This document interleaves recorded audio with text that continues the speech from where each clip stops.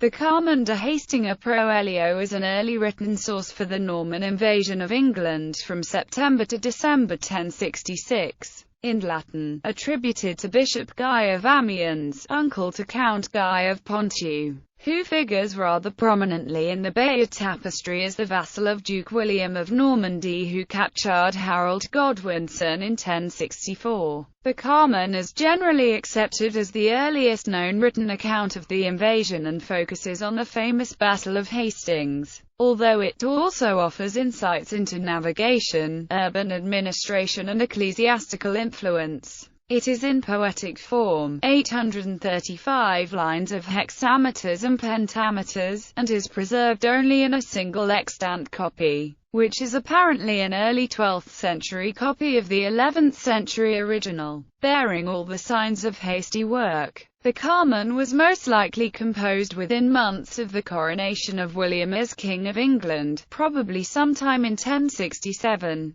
Possibly as early as Easter of that year, to be performed at the royal festivities in Normandy, where King William I presided. The motivation for the poem's production and performance must have been something to do with Bishop Guy's family, which possibly was then out of favour over the involvement of Hugh of Ponthieu in the death of King Harold and the Senior family's attempts to assassinate the young duke in childhood. Some have suggested Hugh was the perpetrator of the mutilation of King Harold once he had been slain, although others suggest there was no mutilation as the severed leg was waved merely to signal an end to combat with the death of King Harold. Also, at the time, Bishop Guy himself was out of favour with the Pope, and perhaps wanted to garner some Norman influence by giving William the gift of the Carmen in his honour and inviting Lanfranc of Pavia, abbot of Abbey of St. Etienne, Con and later Archbishop of Canterbury, to use his influence with King and Pope. A third possibility is the disfavour of Eustace, Count of Boulogne, who appears by the contents of the Carmen to have been a family friend.